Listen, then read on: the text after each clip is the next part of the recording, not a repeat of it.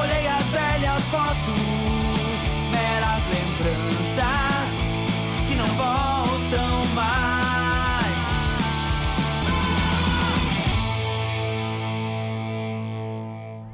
Igor Cavaleira sempre tentou encontrar o ritmo de cada um dos 4 filhos e do enteado para ser um bom pai.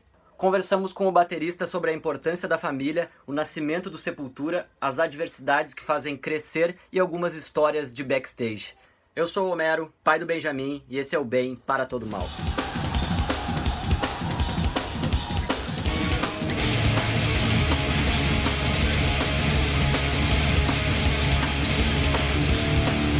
Quatro filhos não é fácil de criar, principalmente o lance de dar atenção para todo mundo, assim, em faixas etárias diferentes, necessidades diferentes, assim. Como que tu gerencia o teu tempo, assim, para trabalhar a criatividade nos teus projetos e tentar ser um pai presente na vida de todos eles? E todos eles moram aí contigo? Como é que é? Então, agora eu tenho 3 morando comigo e 2 aí no Brasil. Mas eu acredito que o lance de fazer, estar presente, ter que fazer sua parte como músico, de tocar, de fazer turnê, de se concentrar na parte profissional, eu acho que você, como pai, você acaba fazendo isso de uma forma que você tem que aprender tomando porrada. Não tem um curso, não tem ninguém que pode te falar, porque cada situação é uma situação totalmente diferente, de um filho para o outro muda tudo. Então eu acho que é meio na prática mesmo que tem que ser.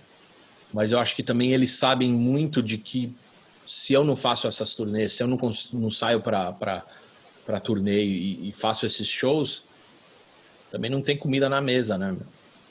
Eu acho que o mais legal de tudo é ter certeza que seus filhos fazem parte do time com você. Não ter segredo, não ter nenhum tipo de tabu. Que aí eles viram parte da sua gangue. E, cara, e como é que é a relação tua com os teus filhos, assim, com a música? Por exemplo, sempre ouviu muita música, vocês tinha algum momento que, tipo assim, vamos ouvir um som? Tipo, eu aprendo muita coisa com eles e também, tipo, às vezes mostro alguma coisa que eu tô achando legal e às vezes eles acham legal também, mas a maioria das vezes cada um tem um gosto bem, bem diferente, assim. E eu acho que a única coisa que eu prezo mais, assim, mais do que ouvir um disco junto, é comer junto, meu. É uma coisa que eu sempre faço aqui, tipo, o jantar aqui é meio que sagrado, assim, juntar todo mundo e trocar ideia na hora da janta. Isso é uma herança da família de vocês, assim, ou é uma coisa que tu adquiriu, sabe, sei lá por quê? Eu acho que sim, eu acho que tem um pouco da família, de eu lembrar desses almoços, desses jantares, de todo mundo na mesa, discutindo e trocando ideia, mas eu acho que, tipo, a gente sabe que no mundo de hoje é muito difícil você conseguir fazer isso o tempo inteiro, porque cada um tem seu timing, cada um tá estudando, o outro vai chegar mais tarde, então quando eu consigo juntar todo mundo, eu faço questão da gente comer junto e trocar ideia, assim, se tá todo mundo aqui, vamos. E eu também, logicamente, quando eu tô em casa, não tô em turnê, eu cozinho bastante junto com a minha mulher, a gente faz uns rangos e aí põe a molecada toda para ajudar de alguma forma. Quais situações relacionadas aos filhos que fazem o coração do pai Igor, baterista, bater mais forte?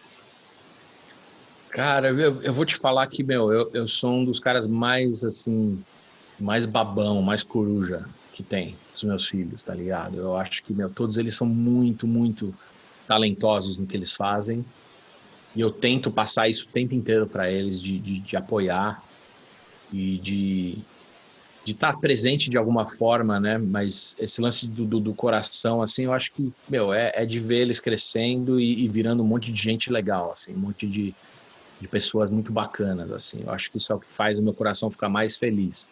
Cara, agora tu falou um lance interessante, o Igor Cavaleira papai, então também leva os filhos na festa, busca também, como é que é isso?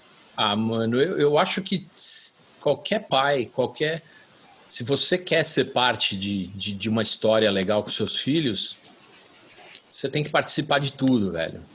Você tem que ser aquele cara, meu.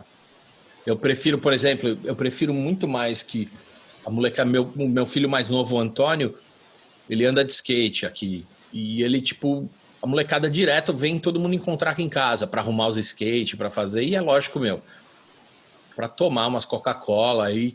Mas, meu, e eu falo, cara, a minha casa pode ser essa casa. Tá ligado? Porque, meu, eu prefiro muito mais ter essa molecada aqui do que meu filho tá na rua e eu sem saber onde que ele tá e não ter essa comunicação aberta com ele. Então eu acho que esse lance de buscar, de levar em show que você às vezes nem sabe do que se trata, é muito importante para você fazer até um vínculo muito mais forte com seus filhos, né?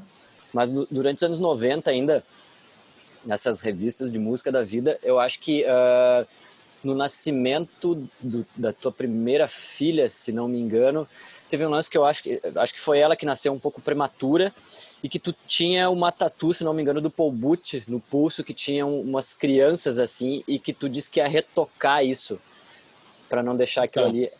Foi o seguinte, foi a Joana, né, que agora é o Christian, que nasceu prematura. E eu lembro que eu tinha essa tatu do Paul Butch que tinha um feto, assim, um demônio segurando um feto. E aí eu fiquei meio encucado com essa coisa, mano. Eu falei, puta, meu, minha filha nasce prematura, fica 3 meses na UTI, eu com essa tatu desse feto, tá meio estranho. E aí eu fui num tatuador ali, eu pedi pro cara cobrir aquele feto. E foi 3 meses mesmo na UTI, cara? 3 meses na UTI, sofreu 2 operações, uma operação no coração, Cacildes, e uma operação na vista. E tá aí firme e forte hoje fazendo as performances aí, sabe? Mas foi uma coisa, era praticamente um bebê milagre, assim. Tem uma história que eu acho que é interessante, que a morte do pai de vocês, de certa forma, foi um gatilho para rebeldia e para posteriormente dar início a coisa de banda, gostar de rock. Isso é real, procede? Eu não diria que tanto só para rebeldia, mas eu acho que foi uma junção de várias coisas, assim, o fato do meu pai ter falecido e eu e meu irmão ser muito novo, né, com 8 e 9 anos, e aí começar uma história de música foi meio que a nossa salvação, né, porque, querendo ou não, da minha molecada que a gente andava junto, eu e meu irmão, assim, quem não acabou não encontrando a música acabou se ferrando com droga e com crime, porque a gente morava também numa área de Belo Horizonte ali também que era isso. E eu acho que esse lado também formou uma coisa entre eu e meu irmão muito forte, porque um cuidava do outro, era meio aquela parada a gente era um exército de 2, assim. Então a gente, fazia tudo do nosso jeito, a gente era visto na época como 2 moleque muito estranho, tanto na escola, quanto os caras... Tanto que, tipo, eu lembro que os caras nem mexiam com a gente, assim, esse lance de bullying, assim, porque os caras achavam que a gente era muito estranho. Que era 2 moleques que, tipo, ninguém entendia o que a gente tava falando, porque a gente só falava de música, de banda, que ninguém sabia o que era.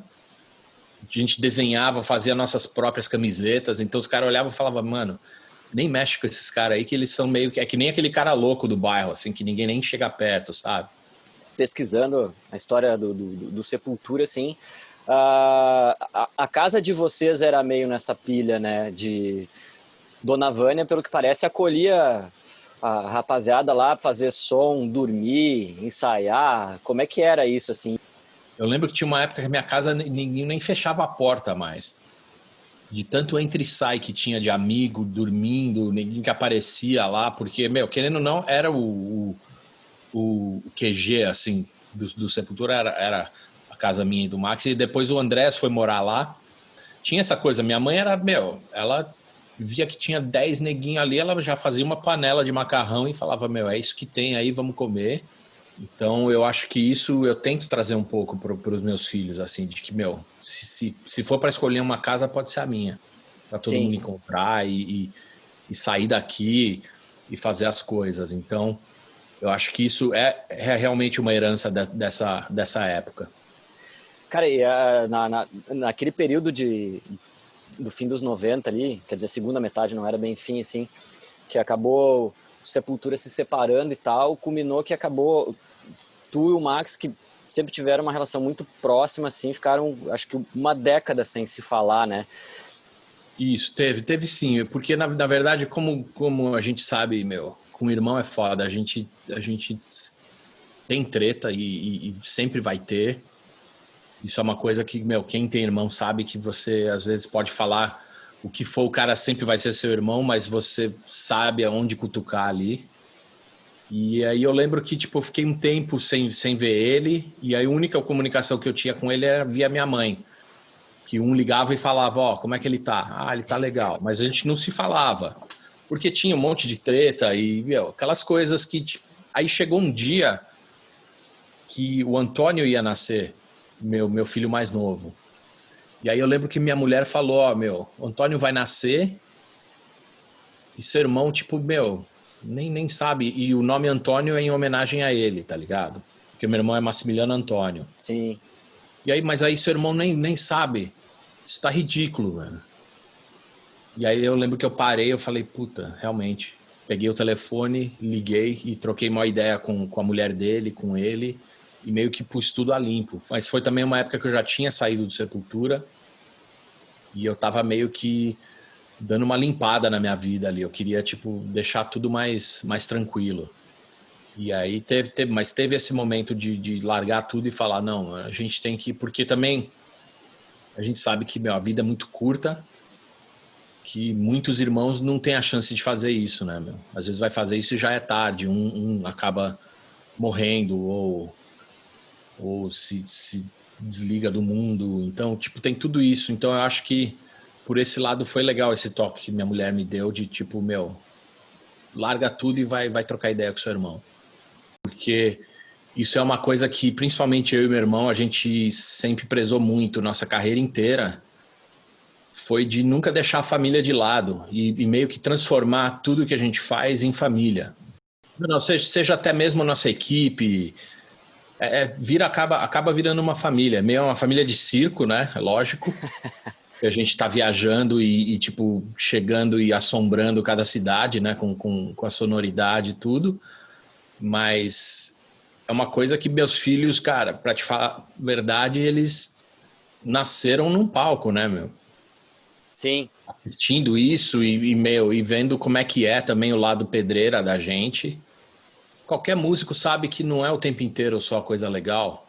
É lógico que o show da gente, na hora que você está fazendo a sua performance, é a hora mais foda. E é isso, a maioria das vezes, o que acaba sendo mostrado, o que também é natural. Mas é legal, por exemplo, meus filhos de bem pequenininho, eles já sabem que, tipo, quando eu convido para ir num show, muitos deles pensam 3, 4 vezes.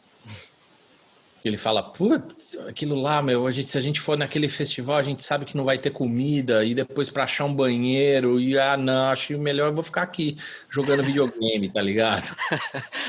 Tem umas histórias cabulosas, assim, dos meus filhos. Tem uma que é uma que eu conto sempre, que a gente tocou uma vez com Iron Maiden, né, o Cavaleira Conspiracy, no estádio do Morumbi, abrindo pro Iron Maiden. E aí, um pouco antes do show, o guitarrista do Iron Maiden foi no nosso camarim, assim, meio que agradeceu o fato da gente estar tocando e tal. E ele tava com uma mão cheia de palheta do Iron Maiden. E aí ele distribuiu para os meus filhos, né, as palhetas. E aí eu lembro que, tipo, pô, os moleques acharam legal tal, mas, sabe, legal, assim, eles não são loucos por Iron Maiden, né? E aí, quando a gente estava tocando, o mesmo guitarrista estava do lado do palco, assim, assistindo o show. Isso foi minha mulher, a Laima, que me contou depois, né? Falou que ele colou ali do lado, aí tava a Laima do lado do palco, assim, e meus moleques no chão, assim, sentado assistindo, né? Aí ele olhou assim, e um dos meus filhos, o Antônio, o mais novo, ele tirou, assim, meu tênis, tava coçando o pé com a cavaleta do cara, assim, tá ligado? Aí falou que a Laima olhou pro cara, assim, o cara, tipo, deu uma risadinha, assim, mas ela pensou, mano...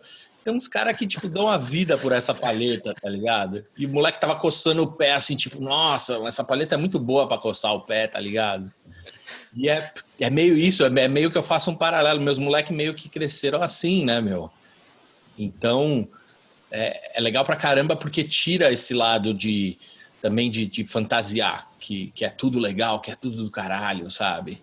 Eles já sabem que é mó pedreira também, meu. Então é legal esse lado, né, meu? Mas essa história foi engraçada, que depois, assim, eu parei pra pensar, eu falei, mano, essas paletas pra muita gente, tipo, os caras dão um braço pra ter uma paleta dessa, né, meu?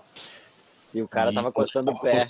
Coçando as frieiras ali, meu. Arrancou o tênis e começou a coçar a frieira com a paleta do cara, mano. Foi foda.